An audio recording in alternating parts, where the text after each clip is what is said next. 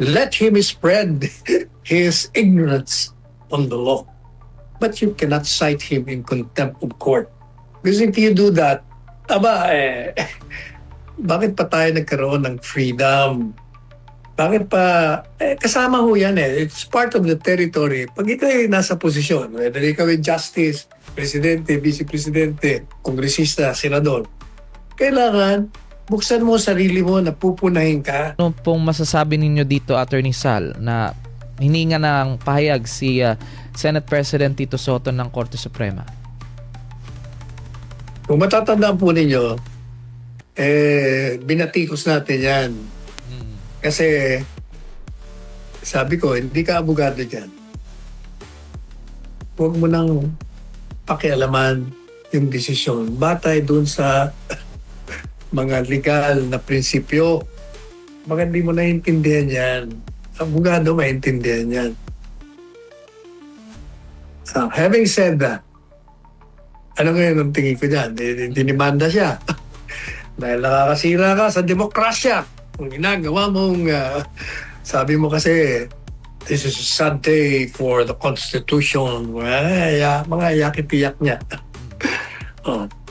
Di siyempre, yung mga, siguro yung nakinig sa akin, tuwan-tuwa naman sila dahil binanatan ko. Ang tanong ngayon, ano ngayon ang posisyon ko dyan sa, ikinokontempt ngayon siya dahil sa pagsasalita niya. Ang tatanda niyo, sabi ko, hindi naman krimen ang iladlad mo, ang kamangmangan mo sa batas. Kaya sabi ko noon, it's not a crime to spread your ignorance. But I will have to criticize you for spreading such ignorance. Pero it's not a crime. You cannot be sued for that. So consistent with that, alam niyo po ang freedom of speech. Malawak yan. Meron mga restriction. Pero hanggat you're not crossing the line, like, ito bang ginawa ni Soto? Sinira niya ang kredibilidad ng Supreme Court. Sinira niya ba ang pagtitiwala ng bayan sa demokrasya? Ito ang sagot ko dyan. Alam niyo naman. Kaibigan ko yan, pero binabanatan ko yan. Pag mali. Ngayon naman, eto naman siya. Siya naman nakademanda.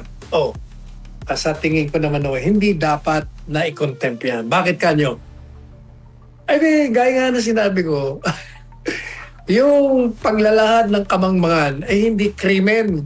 If it's not a crime, it's not to be said to be contemptuous. Hindi ho.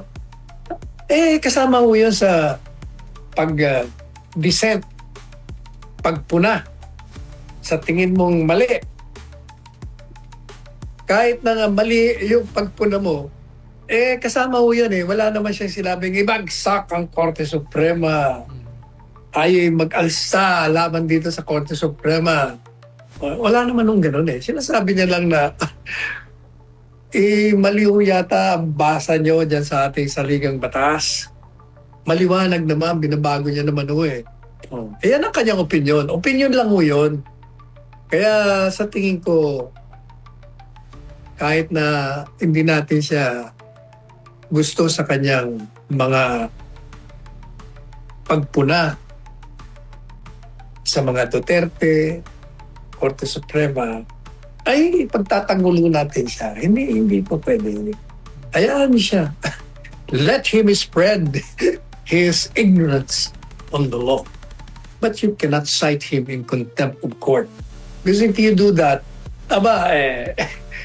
bakit pa tayo nagkaroon ng freedom?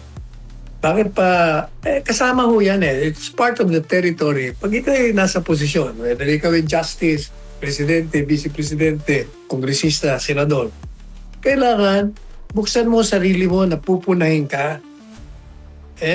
Nung tayo nasa Malacanang, puna rito, wala lang ginawa kung magpuna. Pero ako, nakangiti lang. Just smile. Though your heart is aching. Ganyan naman talaga. Tanggapin niyo.